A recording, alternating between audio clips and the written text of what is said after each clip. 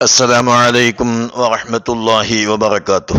بسم الله والحمد لله والصلاة والسلام على أشرف رسول الله وعلى آله وصحبه أجمعين الفائزين برضا الله. أما بعد.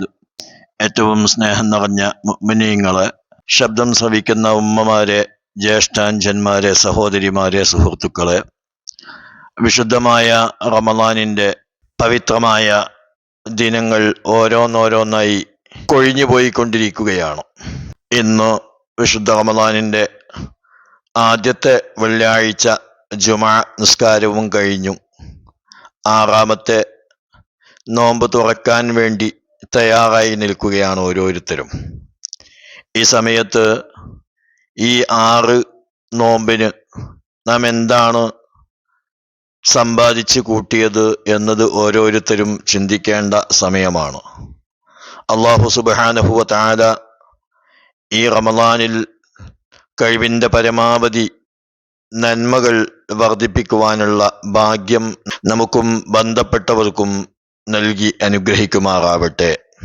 ഇന്ന് ഞാൻ പറയാൻ ഉദ്ദേശിക്കുന്നത് വളരെ അധികം നേട്ടങ്ങൾ കരസ്ഥമാക്കാൻ കഴിയുന്ന, വിശിഷ്യ റമളാനിൽ 10 മടങ്ങ് പ്രതിഫലം കരസ്ഥമാക്കാൻ പറ്റുന്ന, പ്രത്യേകിച്ച് റമളാനിന്റെ അവസാനത്തെ 10 രാത്രികളിൽ ഏതെങ്കിലും ഒന്നിലാണെങ്കിൽ വിജയിക്കാൻ ഏറ്റവും ശ്രേഷ്ഠമായ അവസരവും, പാപങ്ങൾക്ക് പ്രായശ്ചിത്തവും സമൃദ്ധമായ ഭക്ഷണത്തിന്റെ വാതിലുകളും തുറക്കപ്പെടുന്നതായ ഒരു നിസ്കാരത്തെ സംബന്ധിച്ചാണ്.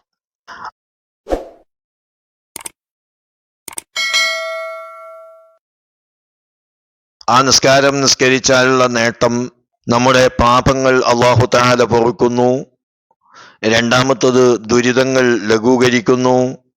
മൂന്നാമതായി, അല്ലാഹു തആല അത് കാരണം അവന്റെ ആവശ്യങ്ങൾ നിറവേറ്റി കൊടുക്കുന്നു. നാലാമതായി, അവന്റെ ഭയം ഇല്ലാതാവുന്നു. അഞ്ചാമതായി, തെറ്റുകൾ അല്ലാഹു തആല മറച്ചു കളയുന്നു.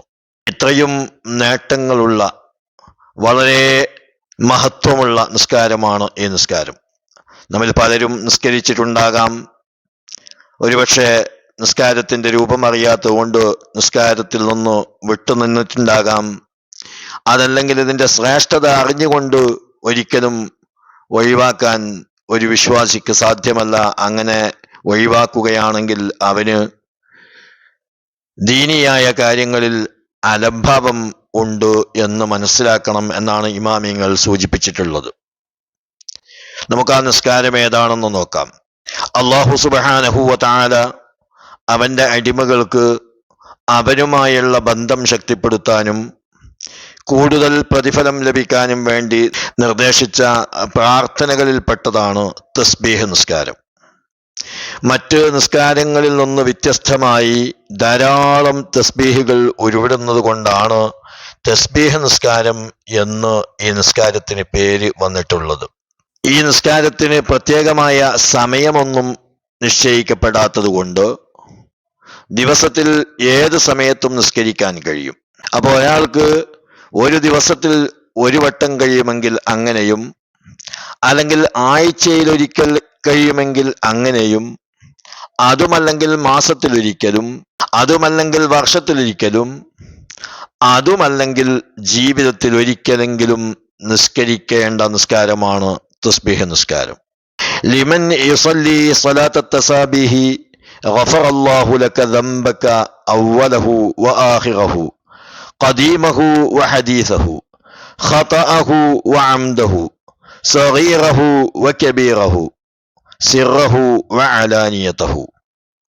തസ്ബീഹ് നിസ്കാരം നിർവഹിച്ചു കൊണ്ടിരിക്കുന്ന ഒരാളോട് ഹബീബായ നബി സല്ലല്ലാഹു അലൈഹി വസല്ലം പറയുകയാണ്, തസ്ബീഹ് നിസ്കരിക്കുന്ന നിനക്ക് അല്ലാഹു തആല ആദ്യത്തതും അവസാനത്തതും, പഴയതും പുതിയതും, പിഴവായതും മനഃപൂർവ്വം ചെയ്തതും, ചെറുതും വലുതുമായ, രഹസ്യവും പരസ്യവുമായ എല്ലാ ദോഷങ്ങളും നിനക്ക് പുറത്തു തരുമാറാവട്ടെ എന്ന് പറയുകയാണ്.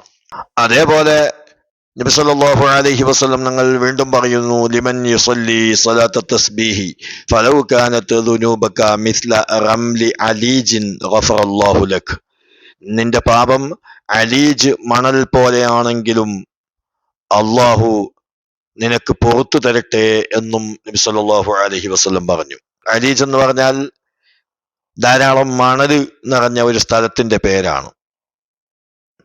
ആ അലീജിന്റെ മണൽ പോലെയാണെങ്കിലും നിനക്ക് പുറത്തു തരട്ടെ. അത്രയുണ്ടെങ്കിലും തെറ്റുകൾ പുറത്തു പോകുന്ന നിസ്കാരമാണ് തസ്ബീഹ് നിസ്കാരം.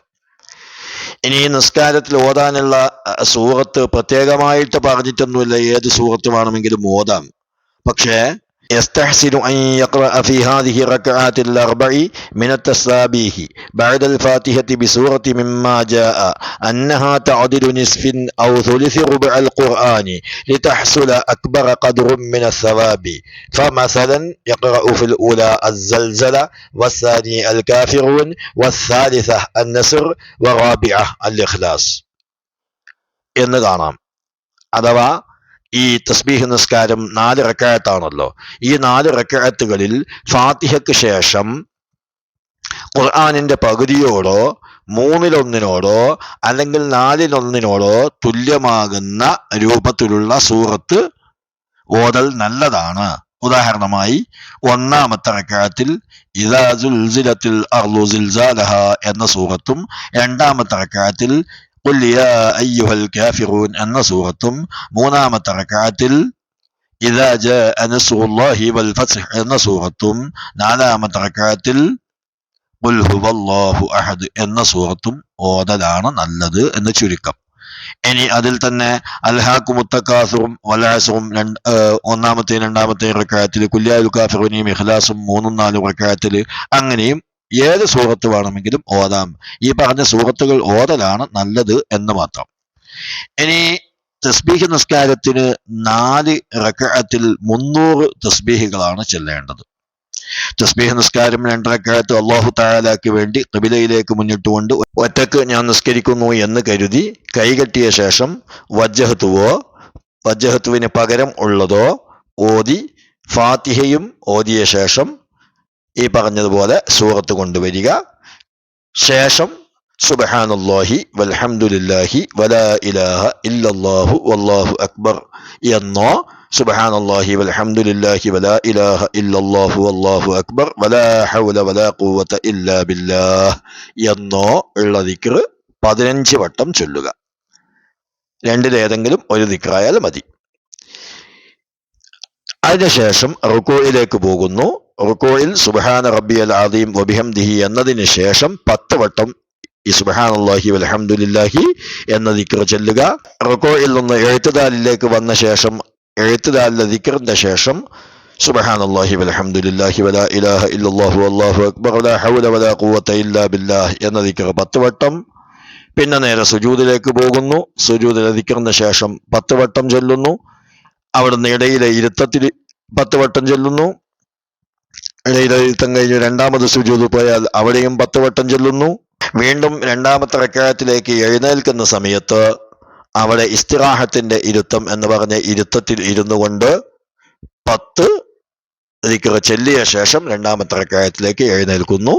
2-ാമത്തെ റക്അത്തിൽ കൈകെട്ടി വീണ്ടും ഫാത്തിഹയും സൂറത്തും ഓതി ശേഷം ഈ പറഞ്ഞതുപോലെ 2 റക്അത്ത് പൂർത്തിയാക്കുക. അഥവാ ഒരു റക്അത്തിൽ 75 തസ്ബീഹാണ് ചൊല്ലേണ്ടത്. അങ്ങനെ 2-ാമത്തെ റക്അത്തിന്റെ സലാം വീട്ടി അവിടെ നാം ചെയ്യേണ്ടത് അത്തഹിയാത്ത് ഓതുമ്പോൾ അത്തഹിയാത്തിന്റെ മുമ്പ് തസ്ബീഹ് ചൊല്ലിയിട്ട് ശേഷം അത്തഹിയാത്ത് ഓതലാണ് നല്ലത്. സലാം വീട്ടി വീണ്ടും 3-ാമത്തെ റക്അത്തിലേക്ക് പ്രവേശിക്കുന്നു. മുമ്പ് പറഞ്ഞതുപോലെ നിയത്ത് വെക്കുക.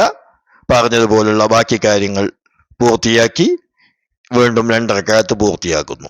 അങ്ങനെ 4 റക്അത്തിലായി 300 തസ്ബീഹ് ചൊല്ലിക്കൊണ്ടാണ് ഈ നിസ്കാരം നിർവഹിക്കേണ്ടത്. ഇൻഷാ അല്ലാഹ് നമ്മുടെ ജീവിതത്തിൽ നമുക്ക് വലിയ നേട്ടങ്ങൾ നേടിത്തരുന്ന ഈ തസ്ബീഹ് നിസ്കാരം നമ്മിൽ പലരും ഒന്നുകിൽ അത് അറിയാത്തത് കൊണ്ട് അല്ലെങ്കിൽ അറിഞ്ഞുകൊണ്ട് തന്നെ അതിന് വലിയ പരിഗണന കൊടുക്കാതെ ഒഴിവാക്കി കളഞ്ഞുകൊണ്ട് നഷ്ടപ്പെടുത്താറാണ് സാധാരണ ചെയ്യാറുള്ളത്. ഇൻഷാ അല്ലാഹ് ഈ റമദാനിൽ ബാക്കിയുള്ള 3 വെള്ളിയാഴ്ചകളിലെങ്കിലും ഞാൻ ഇത് നിസ്കരിക്കും.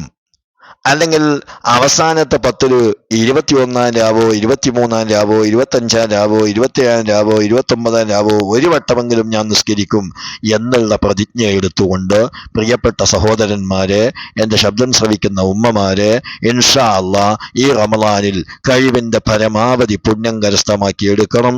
അള്ളാഹു നമുക്ക് തൗഫീഖ് നൽകുമാറാവട്ടെ. തസ്ബീഹ് നിസ്കാരങ്ങളും മറ്റു കാര്യങ്ങളൊക്കെ ചെയ്ത് ദുആ ചെയ്യുന്ന സമയത്ത് എന്നെയും കുടുംബത്തെയും നിങ്ങളൊക്കെ ഉൾപ്പെടുത്തണം. ഇൻഷാ അല്ലാഹ് നിങ്ങളുടെ ദുആയിൽ നിങ്ങളും ഉണ്ടാകുമെന്ന് ഓർമ്മപ്പെടുത്തി. അസ്സലാമു അലൈക്കും വറഹ്മത്തുള്ളാഹി വബറകാതുഹു.